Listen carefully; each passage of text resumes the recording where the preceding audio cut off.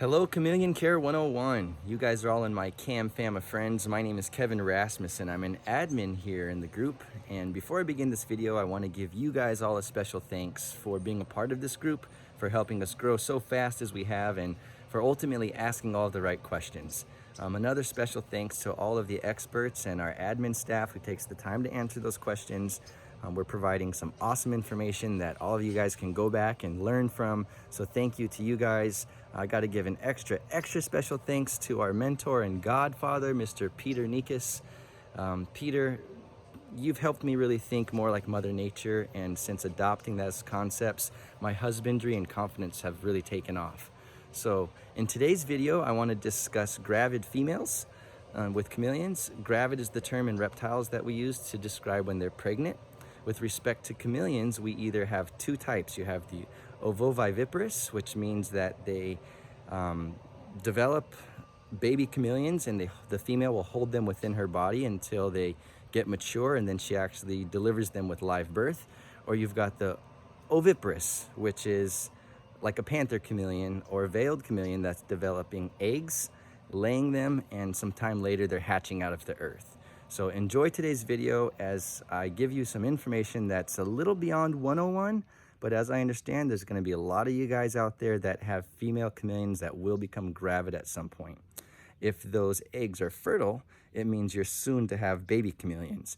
If they're infertile, you can just discard them. But either way, you need to prepare your female gravid chameleon with the proper setup so that way she can get rid of those eggs that are within her. So pay attention and join along. Okay, so before we get too far ahead of ourselves, let's discuss what is a lay-bin and why they are so critically essential for a gravid female. In order to better explain and describe this, let's think like Mother Nature, what happens in the wild.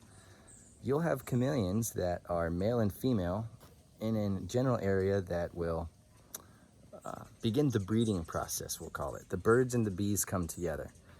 After that deed and act happens, for veileds and panthers, it's about 21 to 28 days after the deed happens, they will develop eggs, and they'll have this urge to go down to the bottom of the tree in Madagascar, where there's a lot of sand in the soil. They will dig a hole about 8 to 10 inches down and drop their eggs in that hole, bury that hole, climb back up in the tree, never to return. Fast forward 6 to 9 months later, and out crawls baby chameleons from the earth. So when you have a gravid female, it is critical to provide them with earth, a place for them to go lay their eggs. And here we have a lay-bin. Very simple. It's a 16-inch by 16-inch pot. It's about 12 inches tall. I got this at Home Depot, and I selected a square pot strategically because the enclosure that I put it in, where the gravid female lives, is also square. This actually fits snug, left to right, front to back, and there's no possibility for her to crawl down the side between the cage and get down low here looking for a place to hide. She really is limited once I put this in her cage to either be in a tree or come down here to the earth. The earth is child's play sand. I got this at Home Depot, and right out of the bag, the sand actually has the appropriate amount of moisture to where it won't collapse. If by chance it was a little dry, you can add some more water to it, but ultimately what you want to make sure is that when you put a hole in the sand, like how she's going to dig a hole, that it's moist enough to not collapse on her. So this has the appropriate amount of water. As you can see, I'm digging a hole, and the hole is not collapsing. If it was too dry, it would. In the corner of this lay-bin, I like to put a security plant. This is one that just makes her feel more private when she's in here digging a hole. You got to realize what's happening in Mother Nature is they're very vulnerable when they're going down to the earth, and they probably are finding a spot hidden in ferns and at the base of a tree in the jungle where there's a lot of growth, where nobody can see them, and they need that privacy to feel comfortable. So I like to put a plant in here. And another strategy I use for privacy is I don't fill the sand all the way to the top. She kind of has a security wall on all sides. So when she's down here looking for a safe spot and she's looking left and right and on the side, she doesn't see anything. She can look up and simply see the tree she crawled out of and this plant. So your female can become gravid whether she's been paired with a male or not. Kind of like chickens don't always need a rooster to lay us chicken eggs. The difference is the eggs of that which have not been introduced to a male will be infertile. And if you know that your female has been able to pair with a male, then you have fertile eggs. In the case of fertile eggs, you will have baby chameleons. If you have infertile eggs, you have what we call slugs, and you can throw them away. They're more yellow in color. The fertile eggs are nice and white typically. So when you notice that you have a chameleon that stopped eating and she's starting to show you those gravid colors, whether it be a veiled or a panther, and you're monitoring the days, you can even give a little push on her belly, very, very delicately, back there by her hind legs, and see if you feel lumps. You know she has eggs.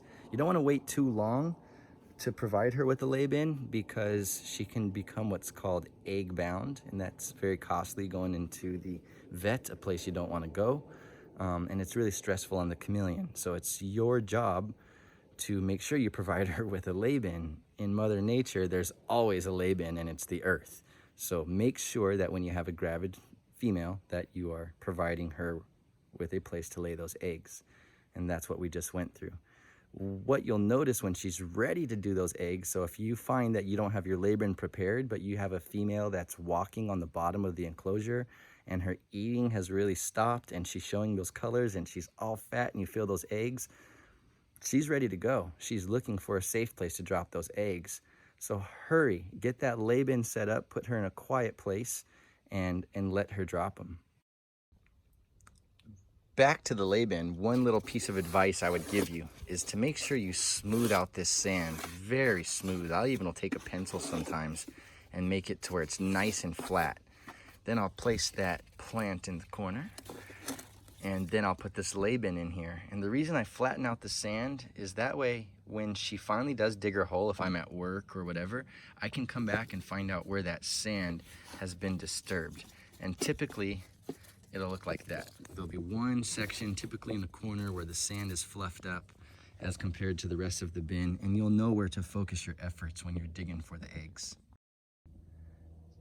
After your girl has dropped her eggs, but before you dig them up, it's critical to set up a incubation box for the eggs. And to prepare it, here's what you need. I use a bag of vermiculite, some distilled water, a drill with a 5/32 drill bit, and a plastic box that has a latch-on lid rather than a snap-on lid. That little detail is critical because if you ever want to get into this incubation box, check on your eggs. You want to disturb and jar the eggs as little as possible. When you have a snap-down lock-on type lid, when you take it off, you can jar the eggs. With a latch-on lid, you can get into that box a lot easier without creating unnecessary vibrations and disturbances. So, what you'll want to do is take your plastic box and you're going to drill 3 holes on the ends of both sides for a total of 6 holes using that 5/32 drill bit. I'll put my phone down right now and do just that.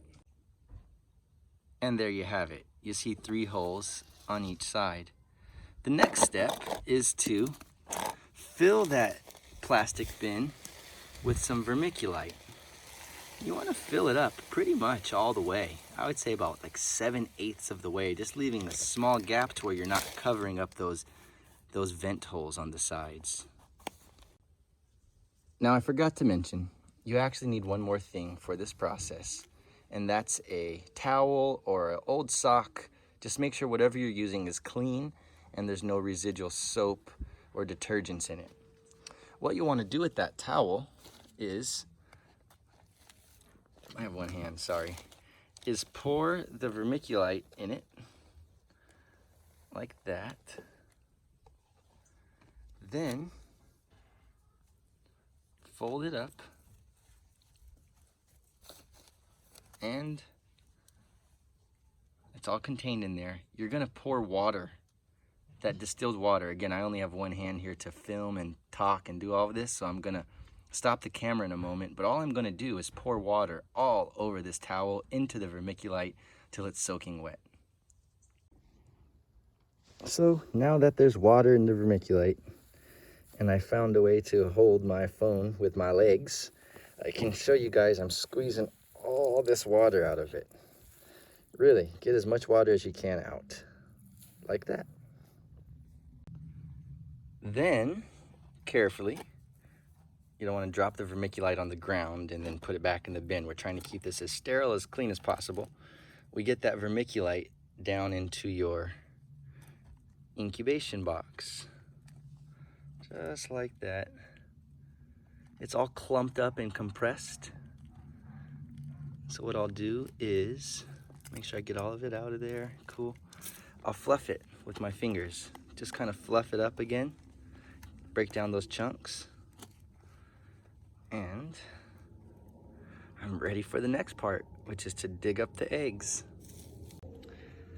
So here's a lay bin where I've dug out the sand. I found the corner where the sand was disturbed and I stayed away from it.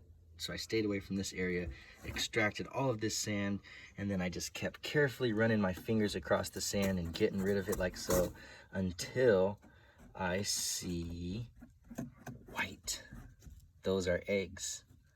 So very carefully, I'm going to get rid of more sand around the eggs, and then I'll collect them and put them in the incubation box. Stand by. So as you can see, there's a clutch of nice fertilized white eggs in the corner. I've raked off most of the sand, and now it comes time to collect them. You have two ways of doing this. You have more of a Mother Nature's holistic approach, which would entail leaving that clutch of eggs intact and not separating them in our incubation box. Or you can take that clutch apart and individually set those eggs in rows in your incubation medium and do it in more of a unnatural way. As I said, Mr. Peter Nikas is my mentor, and he always encourages me to stay as close to Mother Nature as I can, so I'm going to obviously leave this clutch intact. It's going to be hard to get rid of all the sand, but that's okay. Sand is not a problem to have in our incubation box. So stand by as I put our incubation box in the lay bin, and then I'll very carefully grab that clutch of eggs and put them down into the vermiculite. So here's our incubation box that we've prepared. I'm gonna put a little small divot right in the middle for that clutch to kind of stay buried. That's where I'll set it. And then now I'm very carefully going to get this clutch of eggs and try to not disturb it. Look at, not one egg came out undone. Nice and clean. We'll set it right down in that divot, just like that. You have a clutch of eggs where they're still all connected to each other, so as it comes time for hatch out, they'll be able to communicate. They'll feel each other's heartbeats, there'll be moisture transfers that happen, and the first one will hatch and let the others know that, hey guys, I'm the strongest and I'm on my way out. So the next step is to push a little vermiculite over the eggs. I'm gonna leave the uppermost exposed, barely, making sure my breathing holes on the sides are not plugged with vermiculite or covered. There will be some desiccation that happens. That just means that moisture is gonna find its way out of this incubation box, and we need to add moisture back to the box accordingly. We won't know how much moisture has gone out unless we weigh the box in its current state. So my next step is to put this box with the lid on it in its final position on a scale and capture its gram weight. I'll write down on a little label that weight along with the date that these eggs were laid, and I'll also write who the sire and the dam are, the parents. They'll go into my incubator. If you don't have an incubator, you'll want to incubate these eggs somewhere around 68 to 72 degrees. So you'll want to find a spot in your house that maintains those temperatures. Typically, you've heard under your bed works fine, or in a closet on the ground. Just again, make sure you're able to maintain 68 to 72 degrees. Keep an eye on the weight, checking it at least twice a month. I mean, if you went 3 weeks, that would be fine, but make sure that you're adding water back to the vermiculite to maintain the original starting gram weight without putting water directly on the eggs. Pretty straightforward, guys. So here's my scale, zeroed out with the units specified as grams. And here is our box with the eggs and vermiculite and the lid on that we've just set up at 256 grams today. I'll go ahead and put the label on right here, telling me again who the parents are, the weight and the date. I'll come back at least twice a month, maybe 3 weeks, and re-measure this box to make sure I'm back at 256. If not, I'll use a squirt bottle and add on the perimeter, not spraying directly on the eggs, a little bit of distilled water. Well, that does it. I hope you've been able to learn something in today's video. You're welcome to shoot us questions, private message. You can leave them open down below. This is the 101 place. You can ask whatever you want. Nobody's here to judge you. Thank you for being a part of our Cam fam. Cheers.